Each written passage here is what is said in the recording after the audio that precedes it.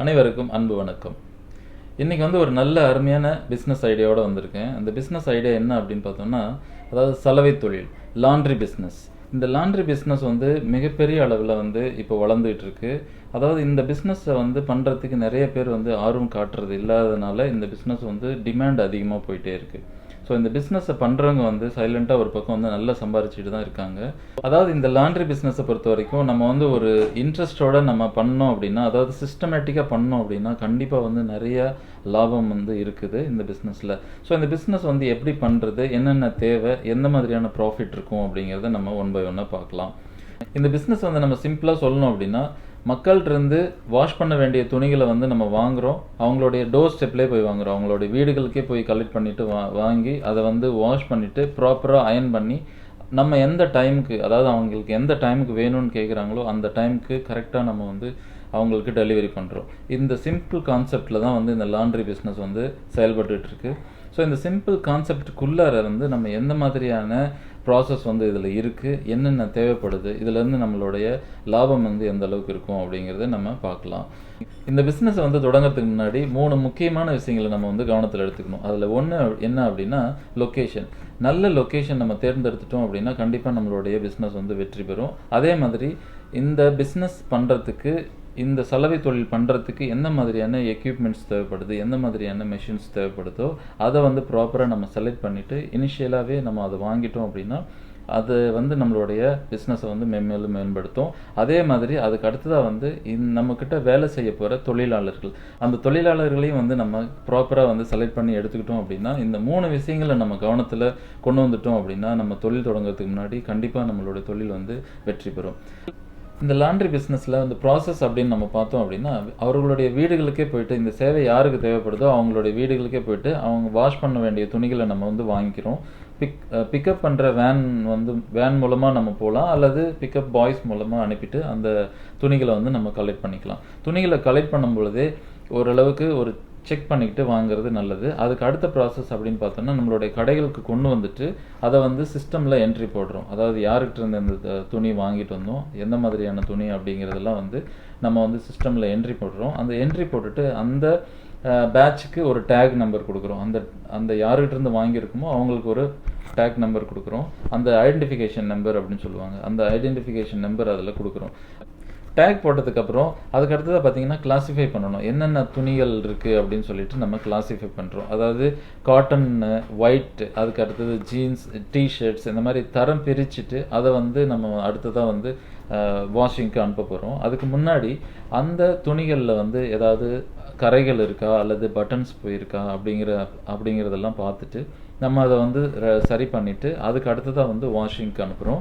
வாஷிங்க்கு அனுப்புனதுக்கு அப்புறமா ப்ராப்பராக வாஷ் பண்ணி ட்ரை பண்ணிவிட்டு வெளியில் வந்ததுக்கப்புறம் அதுக்கு அடுத்தது ஒரு குயிக் செக் பண்ணிடுறோம். கரெக்டாக அந்த துணிகள்லாம் வாஷ் பண்ணியிருக்கா அப்படிங்கிறத ஒரு குயிக் செக்அப் பண்ணிக்கிட்டு அதுக்கு அடுத்ததாக அடுத்த செக்ஷன், அதாவது அயனிங் செக்ஷனுக்கு நம்ம அனுப்புகிறோம். அயனிங் ப்ரெஸ்ஸிங்னு சொல்லுவோம். அந்த அயனிங் செக்ஷனுக்கு அனுப்புகிறோம். அயனிங் செக்ஷன் முடிஞ்சிட்டு அதுக்கு அடுத்ததாக ஃபைனல் இன்ஸ்பெக்ஷன் ஒன்று பண்ணிவிட்டு அதுக்கு அடுத்ததாக பேக் பண்ணி அதுக்கு அடுத்தது டெலிவரி வேன் மூலமாகவோ அல்லது டெலிவரி பாய்ஸ் மூலமாகவோ நம்ம டெலிவரிக்கு அந்த நம்ம சொன்ன டைமுக்கு அதை கொண்டு போய் டெலிவரியில் சேர்த்துறோம். ஸோ இதுதான் ஒரு லாண்ட்ரி பிஸ்னஸ் ஒரு ப்ராசஸ் அப்படின்னு நம்ம சொல்கிறோம். இந்த ப்ராசஸ் பொறுத்த வரைக்கும் இது ஒரு ஜென்ரலான ப்ராசஸ். இதில் ஏதாவது ஒரு மாடிஃபிகேஷன் பண்ணிக்கணும் அப்படின்னா அது உங்களுடைய பிஸ்னஸ் மோட் எப்படி இருக்கோ அதுக்கு தகுந்த மாதிரி நீங்கள் சேஞ்ச் பண்ணிக்கலாம். அடுத்தது இந்த பிஸ்னஸ் பண்ணுறதுக்கு பட்ஜெட் எவ்வளோ வேணும், நம்ம கையில் எவ்வளோ காசு இருந்தது அப்படின்னா இந்த பிஸ்னஸ் நம்ம தொடங்கலாம் அப்படின்னு நம்ம பார்த்தோம் அப்படின்னா, இது ஃபஸ்ட்லேயே நம்ம சொல்லிடுறோம். இந்த லொக்கேஷனை பொறுத்து, டிமாண்டை பொறுத்து, நீங்கள் என்ன மெஷினரி வாங்க போகிறீங்க இதெல்லாம் பொறுத்து தான் இந்த பட்ஜெட் அமைய போகுது. ஸோ அதுக்கு முன்னாடி இதுக்கான லைசன்ஸ் நம்ம வாங்கிடுறோம். அது லைசன்ஸ்க்கான ஃபீஸ் கொஞ்சம் போகும். அதுக்கு அடுத்தது லொக்கேஷன், உங்களோட ஓன் ப்ராப்பர்ட்டியில் அந்த லொக்கேஷன் இருந்தது அப்படின்னா ரெண்டல் கிடையாது. இதுவே நம்ம வெளியிலேருந்து ரெண்ட் எடுக்கணும் அப்படின்னா ஸோ ரெண்ட்டுக்கான ஒரு பட்ஜெட் நமக்கு தேவைப்படுது. அதுக்கு அடுத்ததாக பார்த்தீங்க அப்படின்னா மார்க்கெட்டில் எக்யூப்மெண்ட் 2 லட்சத்துலேருந்து, அதாவது மினிமம் 2 lakhsலேருந்து 20 lakhs 40 lakhs வரைக்குமே அந்த மிஷின்ஸ்லாம் இருக்குது. அது கேஜி வைஸில் இருக்குது, கிடைக்குது. இந்த எக்யூப்மெண்ட் அப்படின்னு நம்ம பார்த்தோம் அப்படின்னா மார்க்கெட்டில் வந்து 2 லட்சத்துலேருந்து 20 லட்சத்துக்கு மேலே கூட இருக்குது. நமக்கு எந்த மாதிரியான தேவைகள் இருக்குது, ஒரு நாளைக்கு நம்ம எத்தனை கேஜி பண்ணுவோம் அப்படிங்கிறத பொறுத்து நீங்கள் வந்து இனிஷியல் முதலீடு வந்து நீங்கள் பண்ணிக்கலாம். அதுக்கடுத்து வந்து அதர் சப்ளைஸ் பார்த்தீங்க அப்படின்னா மாதத்துக்கு ஒரு 30,000 அந்த கணக்கில் வந்து நம்ம எடுத்துக்கலாம். அதுக்கடுத்ததாக வந்து இந்த டேக் பண்ணுறதுக்காக வந்து கார்டு ரீடர் வந்து நம்ம ஒன்று எடுத்துக்கிறோம். அதுக்கடுத்ததாக மெயினாக பார்த்தீங்க அப்படின்னா யூட்டிலிட்டிஸ், அதாவது எலக்ட்ரிசிட்டி பில்லு, ஃபோன், அதுக்கப்புறம் பார்த்தீங்க அப்படின்னா இன்டர்நெட்டுக்கானது, பேக் ஆஃபீஸ்க்கு, ஃப்ரண்ட் ஆஃபீஸ் பண்ணுறதுக்கு, கிளீனிங் எக்ஸ்பர்ட்ஸ் வந்து இருக்காங்க அப்படின்னா அவங்களுக்கான சார்ஜஸ்ஸு, இது எல்லாத்தையும் நம்ம வந்து முதலீடில் நம்ம எடுத்துக்கலாம். அதுக்கடுத்து நம்மக்கிட்ட வேலை பண்ணுற தொழிலாளர்களுக்கு நம்ம வந்து ஒரு யூனிஃபார்ம் கொடுக்குறோம். ஸோ அதுக்கான ஒரு பட்ஜெட்டையும் நம்ம வந்து ஒதுக்கிக்கலாம். அதுக்கு அடுத்ததாக பார்த்திங்க அப்படின்னா நம்மளுடைய தொழிலை வந்து நம்ம இன்சூரன்ஸ் பண்ணுறோம். ஸோ இன்சூரன்ஸ்க்கான ஒரு அமௌண்ட் வந்து நம்ம இதில் எடுத்துக்கலாம். இதுக்கு அடுத்ததாக பார்த்திங்க அப்படின்னா மெயினாக வந்து மார்க்கெட்டிங் பொறுத்த வரைக்கும் பார்த்திங்க அப்படின்னா நம்ம சோசியல் மீடியா மூலமாகவும் பண்ணலாம். அல்லது நீங்கள் வாஷ் பண்ணிவிட்டு அந்த கிளாத்தை வந்து நம்ம வீடுகளுக்கு அனுப்பும் பொழுது உங்களுடைய கடை நேம் வந்து ஒரு சின்ன பேப்பரில் வச்சுட்டு அதையும் ஒரு அட்வர்டைஸ்மெண்ட்டாக நீங்கள் வீடுகளுக்கு அனுப்பலாம். ஸோ இது எல்லாம் தான் பார்த்தீங்க அப்படின்னா நமக்கு ஒரு பட்ஜெட்டில் வந்து அமையும். ஸோ இந்த ஓவரால் பட்ஜெட் அப்படிங்கிறது நம்ம இவ்வளோ தான் அப்படின்னு நம்ம கரெக்டாக சொல்ல முடியாது. ஒவ்வொருத்தருடைய நீட்ஸை பொறுத்து, அதாவது நீங்கள் வந்து எத்தனை கேஜி மெஷின் வாங்குறீங்க, எந்த மாதிரியான லொக்கேஷன் செலக்ட் பண்ணுறீங்க, இதை பொறுத்து வந்து உங்களுடைய பட்ஜெட் வந்து இதில் அமையும். அதுக்கு அடுத்ததாக பார்த்தீங்க அப்படின்னா லாண்ட்ரி சர்வீஸ்க்கு என்ன மாதிரியான ப்ரைஸ் வந்து மார்க்கெட்டில் இருக்குது, நீங்கள் என்ன மாதிரியான ப்ரைஸ் வந்து ஃபிக்ஸ் பண்ணலாம் அப்படிங்கிறதையும் நம்ம பார்க்கலாம். அதாவது இப்போ மார்க்கெட்டில் அப்படின்னு நம்ம பார்த்தோம் அப்படின்னா ஒரு பீஸ், அதாவது ஒரு கிளாத்துக்கு வந்து 40 ரூபாய் வந்து சார்ஜ் பண்ணுறாங்க மினிமம்.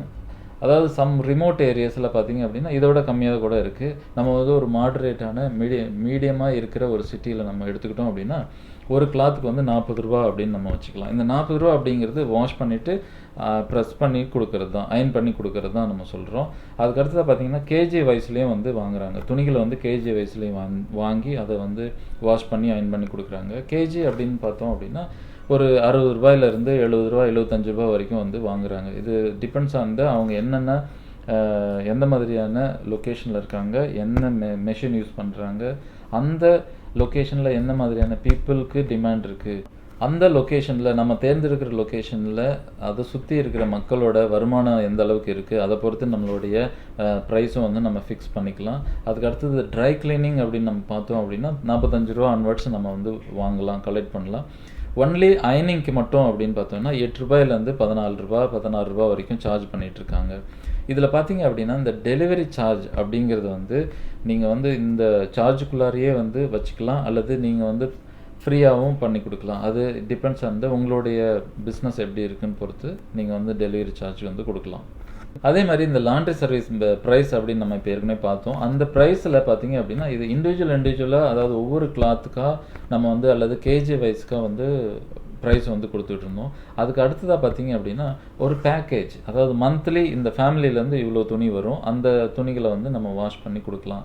அவங்களுக்கான பேக்கேஜ், அதாவது ஒரு லாண்ட்ரிக்கு மட்டும் செப்பரேட் ஒரு பேக்கேஜ் கொடுக்கலாம், அல்லது ப்ரெஸ்ஸிங்க்கு மட்டும் ஒரு பேக்கேஜ் கொடுக்கலாம். இந்த லாண்ட்ரி பேக்கேஜில் பார்த்தீங்க அப்படின்னா இப்போ ஒரு ஃபேமிலியிலேருந்து ஒரு 20 துணி வந்து கொடுக்குறாங்க ஒரு மாதத்துக்கு அப்படின்னா அவங்களுக்கு வந்து ஒரு 1000 ரூபாய் சார்ஜ் பண்ணலாம். அதை வந்து வாஷ் பண்ணிவிட்டு அயன் பண்ணி டெலிவரி பண்ணுறதுக்கு சார்ஜ் வச்சுக்கலாம். அப்படி இல்லை ஒரு 70 துணி கொடுக்குறாங்க. இது டிபெண்ட்ஸ் ஆன் உங்களுடைய ப்ராஃபிட் ரேஞ்சை பொறுத்து நீங்கள் வந்து இந்த பேக்கேஜஸ், ஸ்பெஷல் பேக்கேஜஸ் வந்து நீங்கள் அவங்களுக்கு கொடுக்கலாம். ஸோ இந்த மாதிரியாக நம்ம வந்து ஒரு ப்ராசஸ் பண்ணிவிட்டு இந்த லாண்ட்ரி பிஸ்னஸ் வந்து பண்ணுறோம் அப்படின்னா எந்த மாதிரியான ஒரு ஏர்னிங்ஸ் இருக்கும் அப்படின்னு நம்ம பார்த்தோம்னா இதுலேருந்து என்ன சம்பாதிக்கலாம் அப்படின்னு நம்ம பார்த்தோம் அப்படின்னா, அதாவது ஒரு மினிமம் ஒரு 200 துணி வந்து நம்ம வந்து வாஷ் பண்ணி அயன் பண்ணி நம்ம கொடுக்குறோம் ஒரு நாளைக்கு அப்படின்னு நம்ம வச்சுக்கிட்டோம் அப்படின்னா, நான் ஏற்கனவே சொன்ன மாதிரி ஒரு துணிக்கு வந்து 40 ரூபா அப்படின்னு வாங்குகிறோம் அப்படின்னா அந்த ஒரு நாளைக்கு உங்களுக்கு இன்கம் அப்படிங்கிறது வந்து 8000 ரூபா வந்து இருக்கும். இதில் வந்து நம்மளுடைய காஸ்ட்டை வந்து நம்ம மைனஸ் பண்ணோம் அப்படின்னா அந்த காஸ்ட் வந்து ஒரு துணிக்கு நம்ம வாஷ் பண்ணி அயன் பண்ணுறதுக்கு மினிமம் வந்து ஒரு 16 ரூபா எடுத்துப்போம். ஸோ அப்படி 16 ரூபா அப்படிங்கும்போது 200 × 16 3200 ரூபா ஆகும். 8000 மைனஸ் 3200 மீதி இருக்கிற நம்மளுடைய 4800 ரூபா வந்து நம்மளுடைய பர் டேக்கான ப்ராஃபிட்டாக நம்மளுக்கு இருக்க போகுது. ஸோ 4800 ரூபா ஒரு நாளைக்கு நமக்கு வந்து ப்ராஃபிட் அப்படின்னு நம்ம வச்சுக்கிட்டோம் அப்படின்னா 30 நாளைக்கு நம்மளுடைய ப்ராஃபிட் எவ்வளோ இருக்கும் அப்படின்னா 1,44,000 ரூபாய்க்கு மேலே தான் வந்து கண்டிப்பாக இதில் இருக்க போகுது.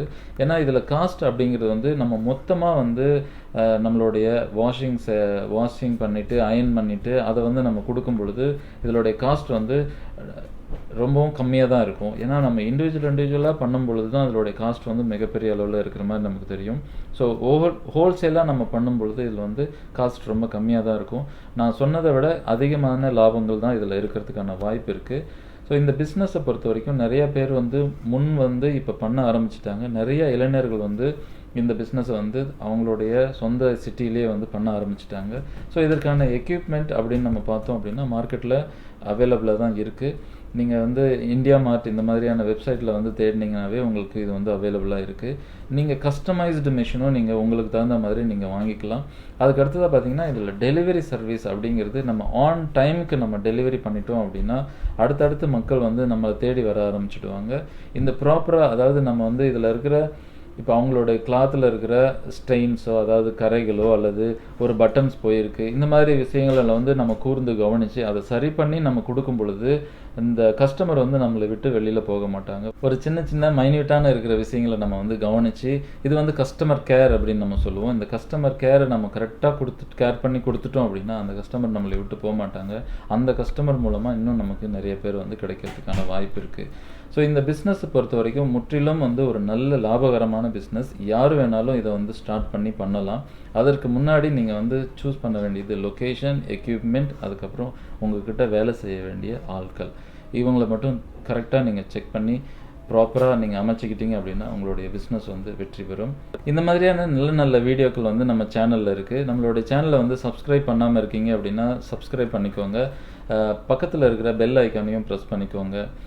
மேலும் இது போன்ற நல்ல வீடியோக்களோடு உங்களை வந்து நான் சந்திக்கிறேன். அது வரைக்கும் அனைத்து உயிரில் இடத்திலும் அன்பாக இருப்போம். நன்றி, வணக்கம்.